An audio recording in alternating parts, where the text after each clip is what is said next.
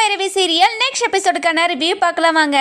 நம்ம ஸ்னேகாவை இருந்துட்டு அமைச்சரோட ஒய்ஃப் இருந்துட்டு சரியான அடி அடிக்கிறாங்க.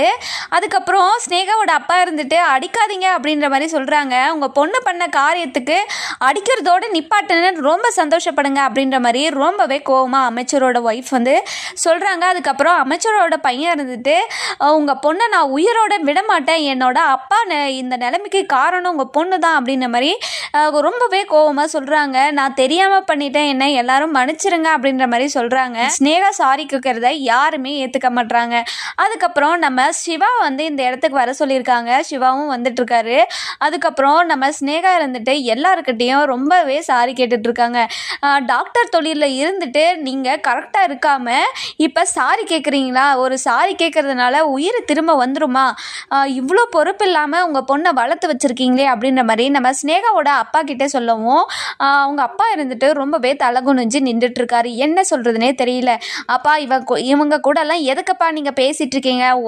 முதல்ல அந்த பொண்ணோட உயிரை எடுக்காமல் நீங்கள் நிற்க வச்சு பேசிகிட்டு இருக்கீங்க அப்படின்ற மாதிரி சொல்லவும் கொஞ்ச நேரம் பொறுமையாக இருடா, அந்த சிவாவை இங்கே வர சொல்லியிருக்கேன் அப்படின்ற மாதிரி நம்ம அமைச்சர் சொல்கிறாரு. அதுக்கப்புறம் நம்ம சிவாவும் அந்த இடத்துக்கு வந்துடுறாங்க.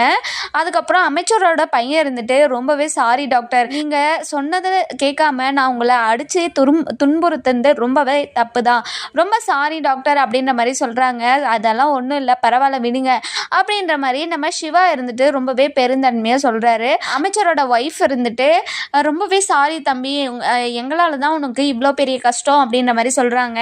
அப்போவே சொன்னேன், நீங்கள்லாம் பொறுமையாக இருங்க, கண்டிப்பாக நான் அமைச்சரை காப்பாற்றி தருவேன்னு சொன்னேன், நீங்கள் நம்பினீங்களா அப்படின்ற மாதிரி சொல்கிறாங்க. ஸ்னேகா இருந்துட்டு எல்லார் காலிலையும் விழுந்து மன்னிப்பு கேட்குறாங்க. ஆனால் நம்ம அமைச்சரோட பையன் இருந்துட்டு இவங்க காலில் விழுந்தா இது நடந்ததெல்லாம் இல்லைன்னு ஆயிடுமா, இவங்களுக்கு தகுந்த தண்டனை கொடுத்தே ஆகணும் அப்படின்னு சொல்லிட்டு ரொம்பவே கோவமாக சொல்லிட்டு இருக்காங்க. அதுக்கப்புறம் நம்ம ஸ்னேகாவோட அப்பா இருந்துட்டு இந்த ஒரு தடவை என்னோட பொண்ணை மன்னிச்சிருங்க, இனிமே அவள் எந்த தப்பு பண்ணாமல் நான் பார்த்துக்கிறேன் அப்படின்ற மாதிரி சொல்லிடுறாங்க. அதுக்கப்புறம் நம்ம சிவா இருந்துட்டு இதுக்கு முன்னாடி எத்தனை தப்பு பண்ணியிருக்காங்கன்னு உங்களுக்கு தெரியுமா?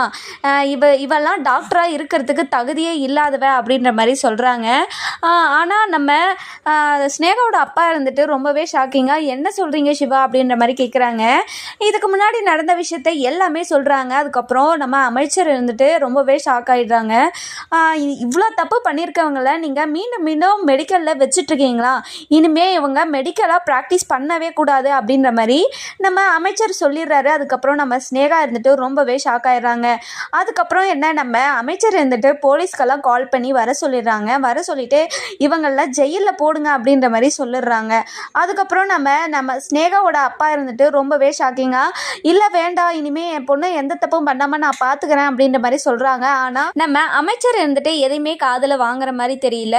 அதுக்கப்புறம் நம்ம ஸ்னேகாவோட அப்பா இருந்துட்டு ஸ்னேகா கிட்ட என்னம்மா இதெல்லாம் அப்படின்ற மாதிரி கேட்குறாங்க. அப்பா நான் தெரியாமல் பண்ணிட்டேன்ப்பா அப்படின்ற மாதிரி சொல்கிறாங்க. அதுக்கப்புறம் இனிமே இந்த மாதிரி தப்பு இவ பண்ணவே கூடாதுப்பா, இவ உயிரோடே இருக்கக்கூடாது அப்படின்ற மாதிரி நம்ம அமைச்சரோட பையன் சொல்கிறாரு. அதுக்கப்புறம் என்ன, நம்ம ஸ்னேகா ஜெயிலில் போட்டுடுறாங்க. நம்ம ஸ்னேகாவோட அப்பா இருந்துட்டு எப்படி வெளியே எடுப்பாரு அப்படின்னு சொல்லிட்டு நம்ம வர எபிசோடில் பார்க்கலாம். இந்த வீடியோ உங்களுக்கு பிடிச்சிருந்தா லைக் பண்ணுங்கள், சப்ஸ்கிரைப் பண்ணுங்கள், மறக்காமல் பெல் ஐகானையும் கிளிக் பண்ணிக்கோங்க.